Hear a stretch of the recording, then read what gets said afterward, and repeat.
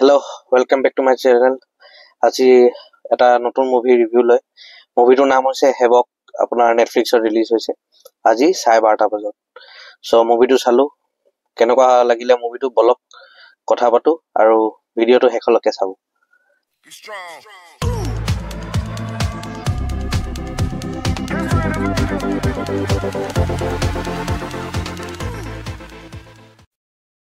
আজিকালি কি হৈ গৈছে নেজানো আৰু হলিউড বলিউড মানে ট্ৰেইলাৰ ইমান বেছি দেখাই দিয়ে আৰু ইমান হাইপ থৈ দিয়ে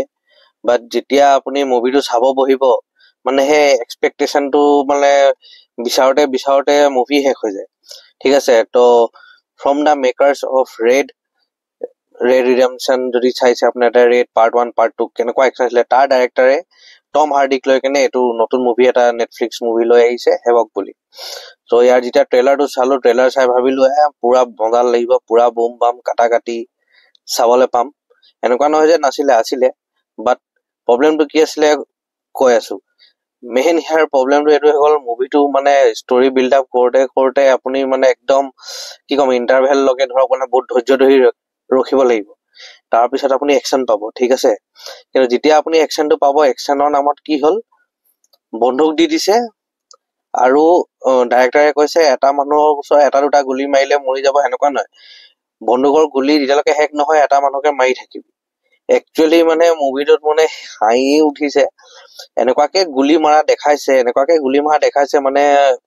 পাগলা হৈ গলো মানে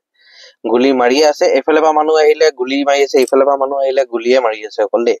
আৰু এনেকুৱা নহয় যে এটা মানুহ এটা গুলি মানুহটো মৰি যোৱা পাছতো তাক বন্দুকৰ পৰা গুলি মাৰি আছে ঠিক আছে আৰু একচনৰ কথা ক'বলে মানে টম যেটো ট্ৰেইলাৰ দেখিছিলো হে ট্ৰেইলাৰতে আছে খালি মুভিটোত অলপ এক্সটেন্ডেড কৰি দিলে আৰু বাকি আপুনি ট্ৰেইলাৰতে মেইন একচন পাই যাব মুভিটো ষ্টৰীটো ক'ব গলে কি কম আৰু ড্ৰাগছৰ ওপৰত হয় এটা ড্ৰাগছ এই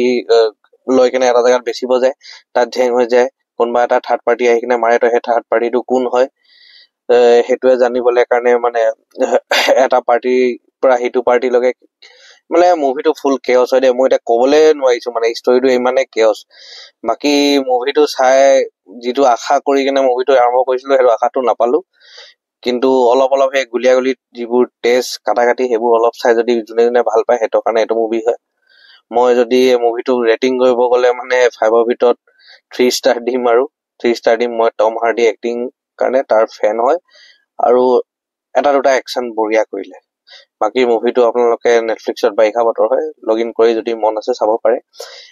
ওয়ান টাইম ওয়াচও ক'ব ন বাট চাব পাৰি আৰু ঠিক আছে অকল 1 আৱাৰ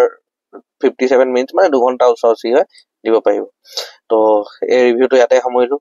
নেক্সট আপোনাৰ জেৱেল থিপৰ ৰিভিউ লৈ আহি আছো অতি সোনকালে তেতিয়ালৈকে ৰৈ থাকক আৰু চেনেলটোক লাইক শ্বেয়াৰ আৰু সাবস্ক্ৰাইব কৰি থাকিব নেক্সট ৰিভিউলৈকে ৰৈ থাকক bye love you take care